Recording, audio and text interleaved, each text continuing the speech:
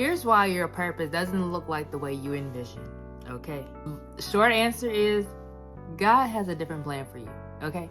Oftentimes we plan our lives out in one way, and then we realize that what we envisioned is not happening. Case in point, when I was in high school, you know those little memory books they gave you? Well, they didn't give you to buy it. But nevertheless, I wrote in there, of course, I wanted to do physical therapy. I would be married at 25, have 2 kids at 27, a boy and a girl. And then I would live happily ever after, because apparently whatever I thought at 25 that you had arrived, because after that, life is just going to be hunky-dory, and then you're going to get a house and, travel the world, all of that stuff. That's what I thought that my life would look like. 25, I hadn't even, no. 25, I was just dating someone, okay? I hadn't even been dating anyone in between it. So, all of that was not. I knew I would be wealthy. I knew I would be very successful. But none of that was happening at 25, okay? And now that I'm the age I am now, I am married and I don't have kids.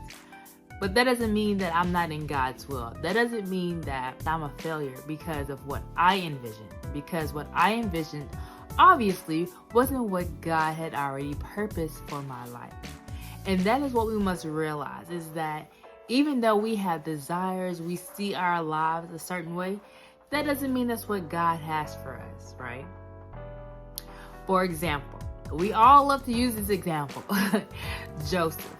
Listen, he was the youngest of his siblings, and he was hated. Why was he hated? Because they all knew he was the favorite. His father gave him the coat of many colors. Nice little coat, okay? Nice. And he would he told his brothers, like, hey, I had this dream. Y'all gonna bow down to me. Okay. So I'm just waiting. Y'all might as well get ready now and go ahead and bow down. And they were like, yeah, no, that ain't gonna happen. So then they started plotting. Oh, we finna kill him because ain't nobody finna bow down. And he's the favorite anyway. We finna get him. Okay? And so that happened. They sold him. They put him in a pit. He got sold into slavery. Then he was at Potiphar's house. Potiphar's wife tried to sleep with him. And so then he ended up in jail. Listen. So did Joseph think that any of that was gonna happen? No. He didn't think his brothers was going to turn on him. He didn't think he was going to be a servant in Potiphar's house. He didn't think that, Potiphar's wife is going to try to sleep with me. Right? So he knew he couldn't do that. So he ran. And he ended up in jail. Because Potiphar knew what kind of woman he married. But nevertheless, so that he spared his life. Because he's like, I know this woman lying. So that's why Joseph ended up in jail.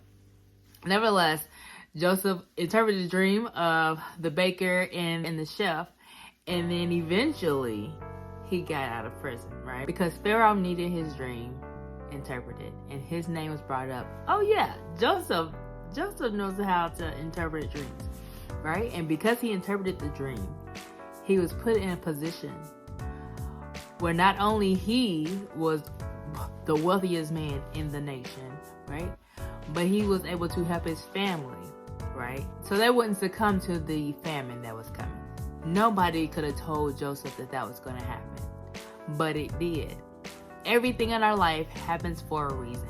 Every trial, every tribulation, every setback, every win, whatever. It all makes sense to what God has for us to do. It's part of his purpose. So when we yield to him and say, Lord, it's your will for my life, not my will, then he will guide our steps. It'll be easier for us to say, Lord, order my steps, instead of saying, well, I'm going to do this, this, and this, and then we're going to figure it out later. No. Lord, order my steps so that I can be in your will and in your way. Because at the end of the day, I ain't trying to waste no time. Okay? So I encourage you today to, even though that you envision your life a certain way, it's okay, because God has a plan for you. And this is what I want you to do. I want you to type down below, if you're going to do this, that you're going to seek God for his will. Say, I'm going to seek him. I'm going to seek him. I'm going to seek him. Because he will tell you. And the way that you seek God for his will is open up your Bible, study, read, and pray. Okay? Ask God what it is he wants you to do. Lord, what is it that you have for my life? And he's going to tell you. But you got to seek him. You got to spend time with him. Okay? So, I hope that you all gain something from this video, and make sure, again, like I said, if you're gonna seek the Lord, make sure you type down below, I'm gonna seek him, and I'll see you all next time. Okay, bye.